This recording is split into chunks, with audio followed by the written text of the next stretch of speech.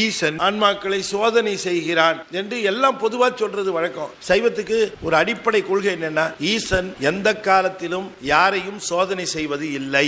ஏன்னா சோதனை செஞ்சுதான் நம்ம வண்டவாளெல்லாம் அவனுக்கு தெரியணும்னு அவசியம் இல்லை. ஒரு சன்னதியில 100 பேர் நின்றார்கள் என்று சொன்னால் 100 பேருடைய பக்தி என்னன்னு யாராவது அவனுக்கு போய் சொல்லணுமா?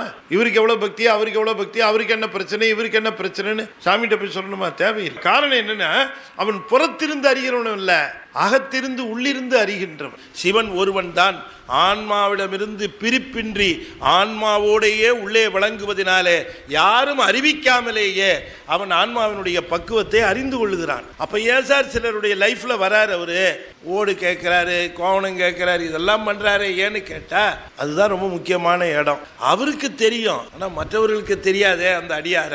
எனவே இந்த அடியாருடைய பெருமையை இந்த உலகம் அறிய வேண்டும் என்பதற்காக அவரிடம் வந்து இந்த திருவிளையாடலை நடத்திய காரணமாக உலகத்திலே இருக்கிறவர்கள் இப்படிப்பட்ட அடியார்களை தெரிந்து கொள்ளுகிறார்கள்.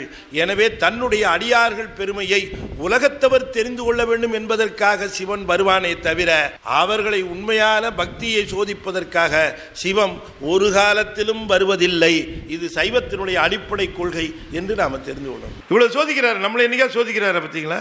தெரியும், நம்ம வண்டவாளெல்லாம் சோதிச்சுதான் தெரியணுமா? நம்ம பக்தியோட லெவல் என்னங்கிறது அவருக்கு தெரியும். உள்ளே இருக்கிற சிவம் தெரியுது, இது என்ன நினைக்குது, இது என்ன யோசிக்குது, இது சாமியவே எப்படி ஏமாத்தலாம்னு யோசிக்குது. நீ ஏமாத்தலான்னு நினைக்கும் போதே சாமி உங்களுக்கு தெரிஞ்சிருச்சா? டேய், நினைக்கும் போது முதல்ல உனக்கு தெரியும் நினைக்கிறேன், முதல்ல எனக்கு தெரிஞ்சுட்டு தான் உனக்கே தெரியும். எல்லாருக்கும் எல்லா சோதனையும் தரமாட்டான் சிவபெருமான். ஒருத்தருக்கு கொடுத்தது போலவே இன்னொருத்தருக்கு அனுபவம்